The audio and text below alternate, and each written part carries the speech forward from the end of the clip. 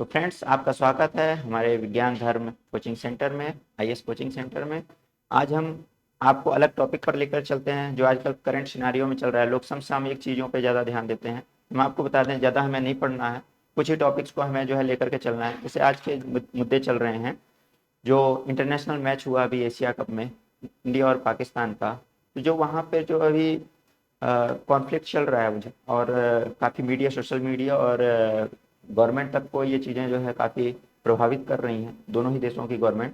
तो मैं आपको बता दूं, गवर्नमेंट से रिलेटेड है तो आपको आईआर में, इंटरनेशनल रिलेशन में, आपको ये चीज़ें पढ़नी होंगी कि किसी भी देश के बीच हमारे रिश्ते कैसे हैं और उनमें किन कारणों से परिवर्तन हो रहा है, जानेंगे। और उनमें कौन कौन से फैक्टर हैं जो इन निर्णय किसी भी देश के संबंधों में प्रभाव डालते हैं। तो हम देखते हैं, अभी जो करंट का टॉपिक है, इंडिया वर्सेस पाकिस्तान चल रहा है। इंडिया पाकिस्तान का मैच हुआ एशिया कप में, सेकेंड मैच था। उसमें जो है पाकिस्तान की टीम यहाँ पर जीत गई। जीतने के बाद जो है एक खिलाड़ी पर जो है लांछन लगी कि इन खिलाड़ी का संबंध जो है पाकिस्तान की टीम से है या पाकिस्तानी उनके फेवर में है। तो इन्होंने क्या किया, कैच को छोड़ दिया था। इसके कारण से भारत जो है ये मैच, ऐसा तथाकथित लोग कहते हैं कि इसी के कारण से हारा, पर कई सारे कारण थे हारने के पीछे। उसमें जो है भुवनेश्वर कुमार भी जो है काफ़ी बड़ा रोल अदा कर दिया कि इन्होंने जो है काफ़ी रन दे दिए, और अर्शदीप का नाम आया कि उन्होंने कैच छोड़ दिया। तो ये 19वें ओवर का खोल मैच, लगभग लगभग पासा पलट देने वाला जो मैच था, इसमें सबसे ज़्यादा भुवनेश्वर को तो बहुत कम लोगों ने ट्रोल किया, पर जो ट्रोलिंग पॉइंट थे ये अर्शदीप सिंह थे। तो अर्शदीप सिंह जो है, अर्शदीप सिंह ये चूंकि ये सरदार थे, तो सरदार होने के कारण पाकिस्तान ने इन्हें कैच कर लिया। पाकिस्तान की जो सेना है आईएसआई, मैं उसके बारे में आपको बताता हूँ।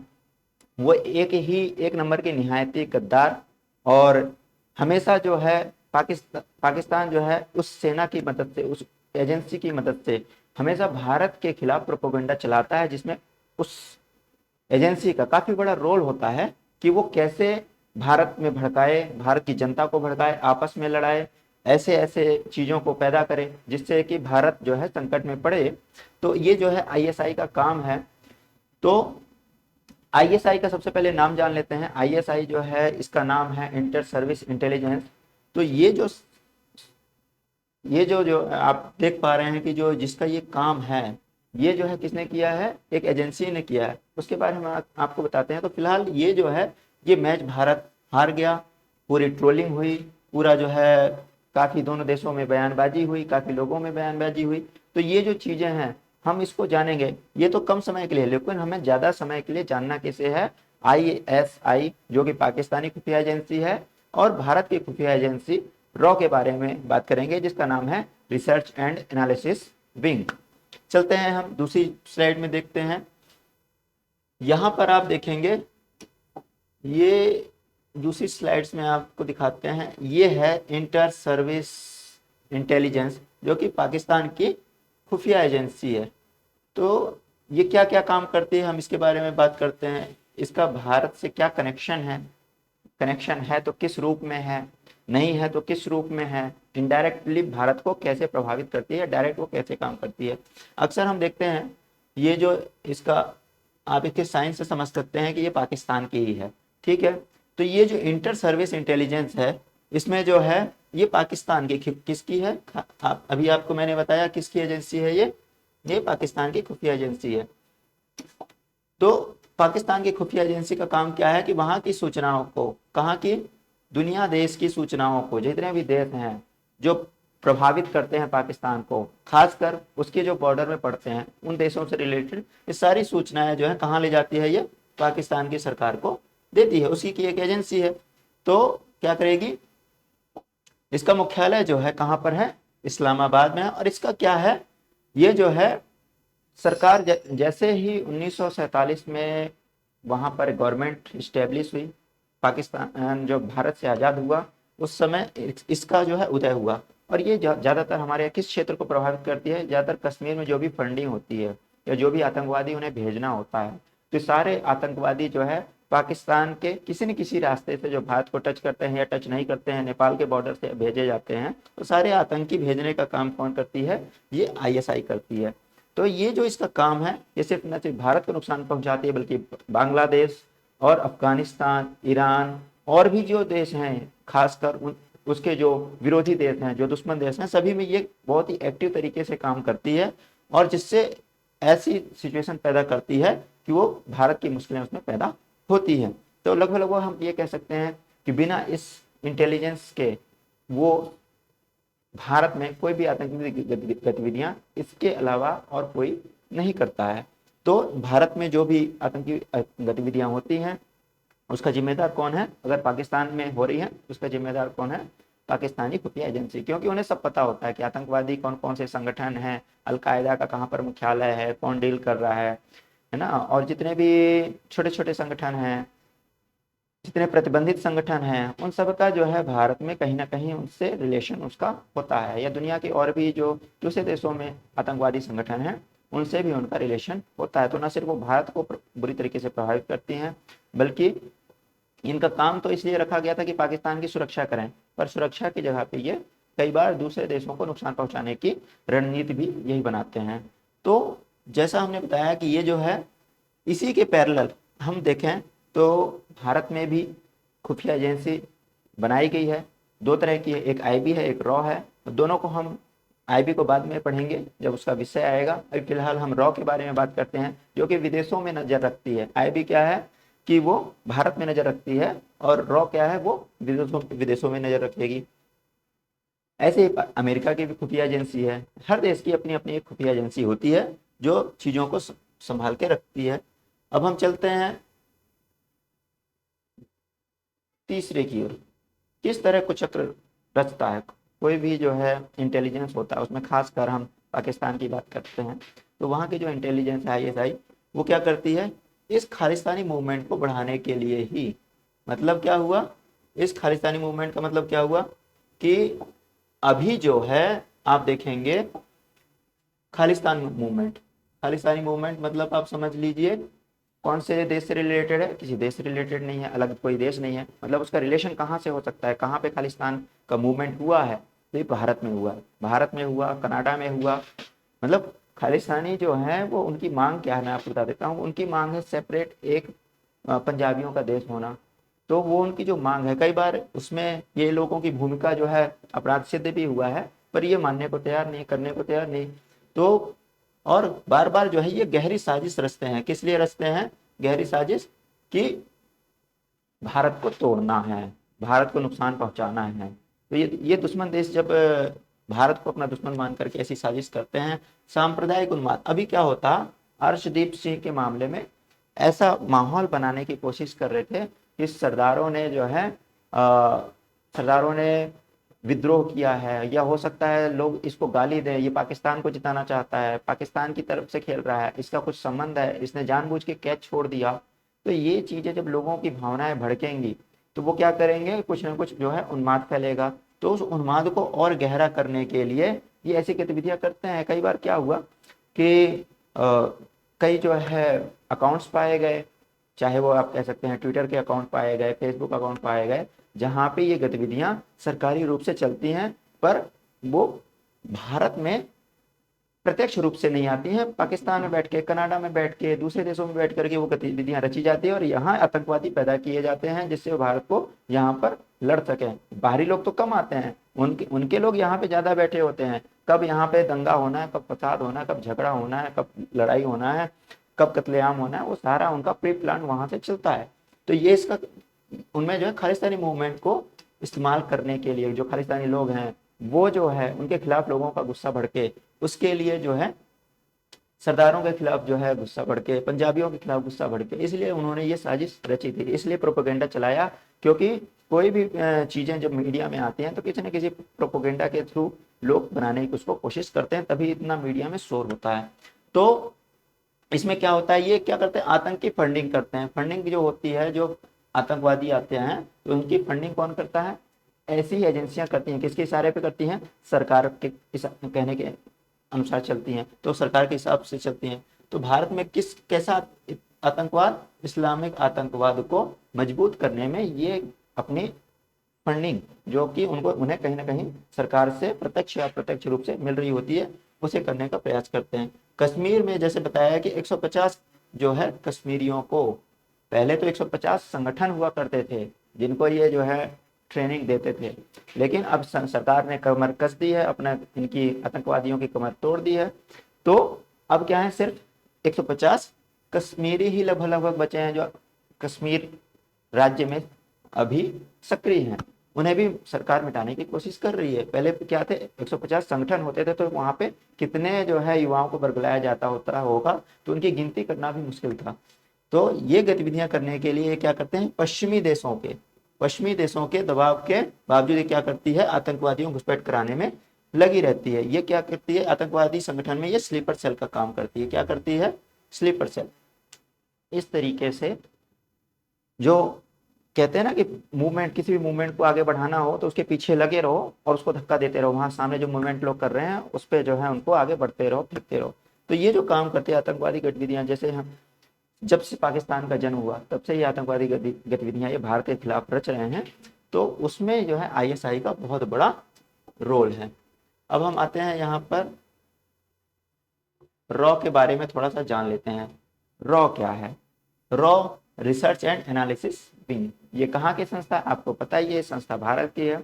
इसका काम क्या है, इसका काम है कि जो भारत से बाहर जो भी गतिविधियां हो रही हैं उन पे नजर रखें कि कौन सी हमारे लिए नुकसानदेह है, कौन सी फायदेमंद है, और कौन सी ज्यादा जो है हमारे लिए हार्मफुल हो जाती है, उसको ज्यादा ये लोग मैटर करते हैं। तो ये भारत की अंतर्राष्ट्रीय, वो भी पाकिस्तान की अंतर्राष्ट्रीय एजेंसी थी, खुफिया एजेंसी, और ये भी जो है भारत की खुफिया एजेंसी है। तो हम जो है इसमें भारत की, कहाँ की, भारत की अंतर्राष्ट्रीय मतलब इंटरनेशनल खुफिया एजेंसी, या कह सकते हैं कि ये गुप्तचर संस्था है। जैसे वो भी एक गुप्तचर संस्था है, ये भी एक गुप्तचर संस्था है। लेकिन हमारी जो एजेंसी है रॉ है, ये सिर्फ नजर रखती है कि कहाँ पे क्या गतिविधियां हो रही है, ये चीजों को फैलाती नहीं है, ये चीजों को दूसरे को हार्म करने के लिए ये काम नहीं करती है। पर हाँ, ये जरूर इसका काम है कि कोई देश अगर भारत के खिलाफ साजिश रच रहा है तो सबसे पहले इनको पता चलेगा कि भारत के खिलाफ कौन साजिश रच रहा है। तो अभी ये इनपुट मिला है जैसा भारत सरकार को कि वहां से ये जो विकिपीडिया के माध्यम से भी, विकिपीडिया पे सरकार ने एक्शन लिया है कि वहां पर भी बहुत सारी चीजें, बहुत सारे कंटेंट ऐसे डाले गए हैं जिससे पता चलता है कि इस पूरे प्रकरण में पाकिस्तान और उसकी खुफिया एजेंसी का हाथ है। तो ये इन्हीं की रॉ का ही काम है कि ये पता करना कि आखिर ये चीजें हो कहाँ से रही हैं। तो ये सारी चीजें रिसर्च एंड एनालिसिस विंग जो भारत की संस्था है, जो इंटरनेशनल रिलेशन में आपको काम आने वाली है कि हमको हमारा जो है पाकिस्तान से कैसा रिलेशन हो, उसमें किसकी क्या भूमिका है, तो उसमें जो है सबसे ज्यादा भूमिका का असर किस पे पड़ता है, इस संस्था पे असर पड़ता है। क्योंकि अगर इंटरनेशनल रिलेशन हमारा किसी देश से खराब है तो हमें इस एजेंसी के थ्रू, इस एजेंसी को देखना पड़ता है कि क्यों खराब हो रहा है और खराब होने के बाद उसका इफेक्ट क्या पड़ेगा। तो एजेंसी सब ये जो रिपोर्ट तैयार करेगी ये भारत सरकार को देगी, और उस हिसाब से फिर हमारी सेना आगे का कदम उठाएगी जैसा भारत सरकार आदेश देगी। सेना कदम नहीं भी उठा रही है तो कदम कौन उठाएगा, भारत सरकार उठाएगा। हो सकता है किसी और अपना राजनयिक संबंधों के आधार पर जो है वहां पर कदम उठाएं, तो उस आधार पर भी हमारे रॉ का काम, यहाँ पर जो रॉ है इसे हमें हमेशा दिमाग में बैठा के रखना होगा कि भारत की जो खुफिया एजेंसी है जो एक्सटर्नल देखती है, भारत से बाहर देखती है, एक्सटर्नल अफेयर्स देखती है, तो रॉ देखती है। तो इसमें हम क्या करते हैं, पड़ोसी देशों पर, कहाँ पर, भारत के जितने भी पड़ोसी देश हैं या विदेशी हैं जितने भी, उन पर जो है खुफिया जानकारी जानने के लिए किया गया था। ये भारत को अन्य देशों से हमलों से बचा सके। मुख्य जो होता है पड़ोसियों से ही ज्यादा डर होता है, बाकी विदेशी हैं, विदेशियों का भी अपना रोल है।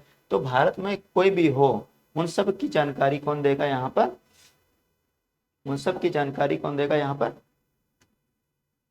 खुफिया एजेंसी रॉ।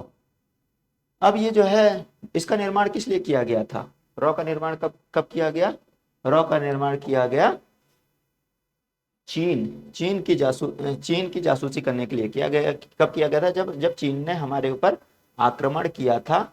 उसके बाद जो है सरकारें बनी, तो उसके जो है 3-4 साल 5 साल बाद जो है कब किया था आक्रमण, ये 61-62 में जो है चीन ने आक्रमण किया था, भारत का बहुत बड़ा क्षेत्र हड़प लिया था। तो उसके बाद जो है भारत को जो नुकसान पहुंचा, उसके आधार पर फिर एक जो है रॉ का जो है किसमें योगदान है? महत्वपूर्ण योगदान भारतीय सेना में एकता और सुरक्षा में बहुत बड़ा योगदान है। कैसे योगदान है कि जब सारी जासूसी करके वो दे देगा कि चीन अभी कहाँ पर है, तो हमें क्या होगा, भारत की सेना को उससे सपोर्ट मिल जाएगा और क्या होगा, सुरक्षा मिल जाएगी। और उन सेनाओं को एक करने में, चाहे वो कोई भी सेना हो, वायु सेना हो, जल सेना हो, थल सेना हो, नेवी हो, एयरफोर्स हो, तो कोई भी हो, ये सारी चीजें जो हैं एक करने में इनका काम है।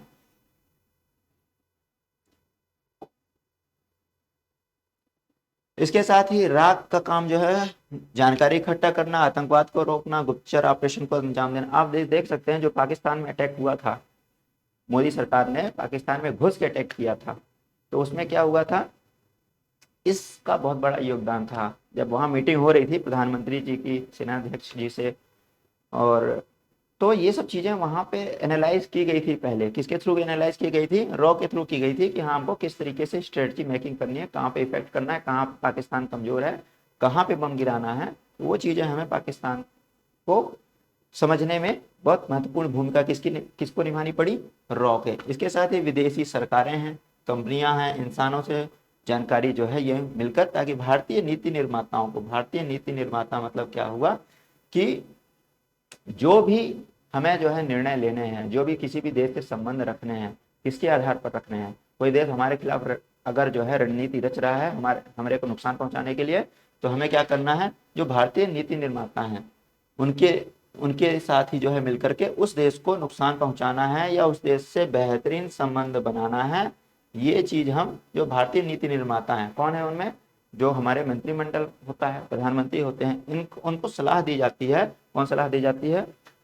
और इसका प्रमुख कौन होता है? इसका प्रमुख जो है होता है एक आईपीएस ही होता है। तो एक आईपीएस बनने के लिए, एक आईपीएस को समझने के लिए कि आईएएस आईपीएस जब आप बनते हैं, आईएएस बनते हैं, तो एक आईपीएस कहाँ तक पहुंचता है? वो रॉ तक पहुंचता है, एक आईबी तक पहुंचता है। तो हमें ये समझना होगा कि ये जो है सेना का एक भाग नहीं होता।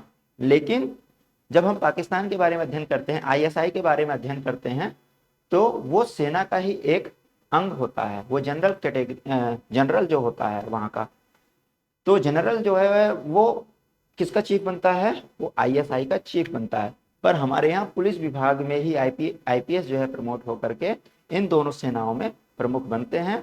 तो हमें आईएएस आईपीएस को जब हम पढ़ा रहे होते हैं या जानकारी दे रहे होते हैं, तो उन्हें समझना होता है कि उनका रोल क्या है, और इसीलिए उनके क्वेश्चन में ये पेपर आते हैं कि ये जो इंटरनेशनल रिलेशन में इनका क्या योगदान है। इंटरनेशनल रिलेशन में रॉ है, कोई भी और भी चीज़ है, ऐसी चीज़ों को हम आपको पढ़ाने के लिए कोशिश करते हैं कि आप जो है जब आईएएस की तैयारी कर रहे हो तो इंटरनेशनल रिलेशन में ये आपका सब्जेक्ट है तो ये करंट का टॉपिक, पर आपको घुमा फिरा के एग्जाम में कैसे पूछेगा कि ये चीज़ें उस समय हुई थी, तो इन चीज़ों का भारत सरकार की नीतियों पे क्या इफेक्ट है, कैसे हम इन देशों से क्या क्या रिलेशन आगे, पिछला रिलेशन क्या है, ये सारी चीज़ें जो हैं सरकार क्वेश्चन में पूछ सकती है। सरकार का काम क्या है? सिर्फ नियुक्त करना, पर वहां पे जो अधिकारी बैठे होंगे वो नियुक्त करेंगे, वैसा क्वेश्चन बनाएंगे, वैसे ऐसे अधिकारी नियुक्त करेंगे जो इन चीजों को समझते हैं, तो वही लोग पास होंगे जो इन चीजों को पढ़े होंगे। तो हमारे करंट टॉपिक पे इसी तरीके से आप बने रहिए। आपको अगले दिन फिर से एक नए करंट टॉपिक पर आपको बताएंगे कि उसका आईएएस कोचिंग सेंटर में क्या महत्व है। आईएएस की जब आप प्रिपरेशन कर रहे हैं तो उस समय उसका क्या महत्व हो सकता है। तो आईआर का ये सब्जेक्ट होता है, जो भी हम इंटरनेशनली किसी देश से हम पढ़ते हैं तो उसका क्या व्यापक उसका उपयोग हो सकता है, व्यापक हम उसको अच्छी तरीके से समझ सकते हैं। और जब आंसर राइटिंग का सब्जेक्ट आता है तो हम आंसर राइटिंग जो है जब करते हैं तो पर्टिकुलर देश के बारे में उसके डीप नॉलेज होना हमें बहुत ज़रूरी है। आप देखते रहिए हमारे इस चैनल पे, हमारे इस कोचिंग सेंटर पे बने रहिए, और हम आपको नेक्स्ट जानकारी अगले वीडियो में देंगे। और बहुत ही आपको अगर ये वीडियो अच्छा लगा हो, जानकारी अगर आपके लिए ज्ञानवर्धक है, कमेंट करके जरूर बताएं कि हम आपको किस तरह के करंट इश्यूज से रिलेटेड वीडियो चाहिए, किन किन टॉपिक्स पे चाहिए, तो हम आपको अगले वीडियोस में वो जानकारी जरूर देंगे। और हमारे वीडियो में बने रहिए, लाइक करिए, शेयर करिए, लोगों से कहिए कि सब्सक्राइब करें, जिससे उनको करंट अफेयर से रिलेटेड चीज़ें आपको डेली मिलती रहें और डीप नॉलेज आपको मिलता रहे चीज़ों का, जिससे आप एग्जामिनेशन में न सिर्फ प्री में निकाल पाएँ, बल्कि जब आपको डीप नॉलेज होगा तो आप मेंस में भी अच्छे तरीके से लिख पाएंगे। बहुत बहुत धन्यवाद। जय हिंद। स्टॉप कर दो, स्टॉप।